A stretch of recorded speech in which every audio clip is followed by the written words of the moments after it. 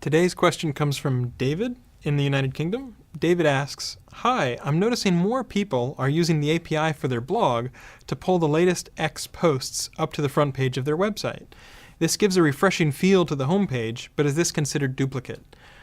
If you do something like this, my main advice would be not to put the entire blog post on the homepage, but for example, if you have a paragraph, something that's sort of a teaser, and then a link to the actual location of your article, that's a pretty good way to do it. If you go to the front page of my blog, I'll have, a whole bunch of different stuff there, but then there are always links that go to the original article for where it's located on my blog.